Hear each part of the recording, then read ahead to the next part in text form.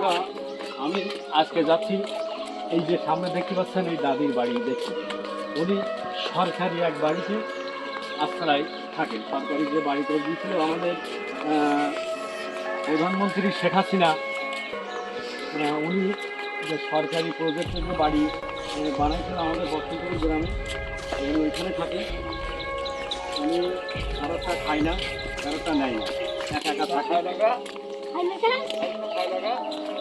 আল্লাহ ভালো জানে। ভাই ভালো আছেন আপনি? আলহামদুলিল্লাহ। তো আমি যাবো আমাদের দাদির বাড়ি। দাদি রোজা আছেন তো? দাদি রোজা আছে, পরিশ্রম করে। আসলে তাই সঙ্গে কিছু যাবে না, সঙ্গে কিছুই যাবে না, একমাত্র নেট আমল ছাড়া।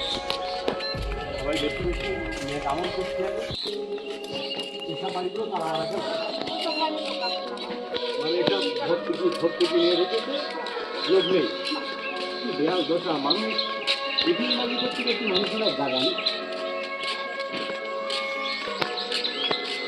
আপনার বাড়ি কোনটা? এই হচ্ছে সরকারি ভিলা।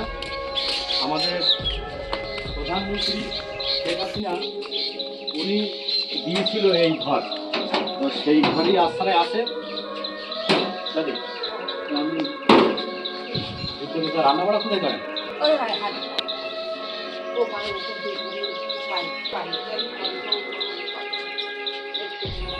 তা আপনার এই খাওয়া দাওয়াটা বা কিভাবে চলে?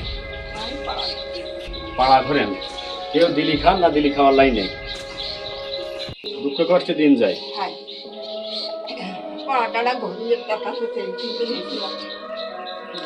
আপনার ছেলে মেয়ে নেই কেউ? নাই, একটা মেয়ে ছিল, স্বামী আর ছেলেরা? ছেলে কয়জন? তারা কি করে? তারা কাজকর্ম করে।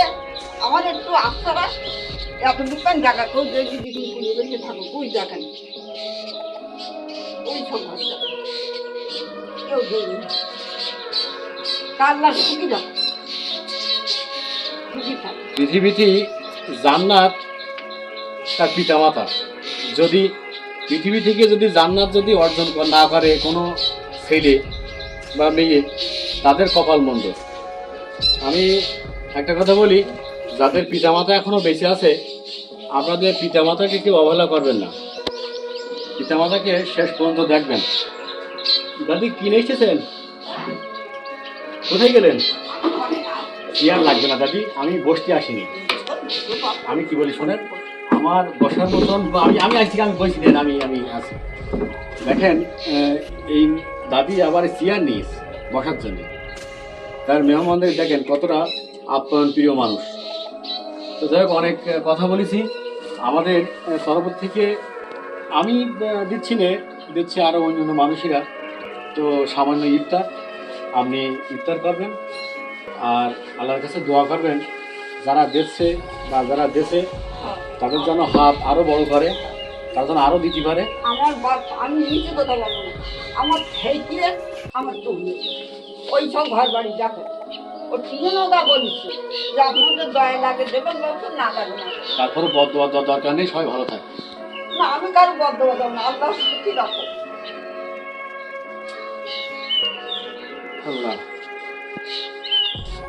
তাহলে সামনে যদি আবার কিছু আসে আমি দিয়ে দেবেন, দোয়া করেন আমাদের জন্য।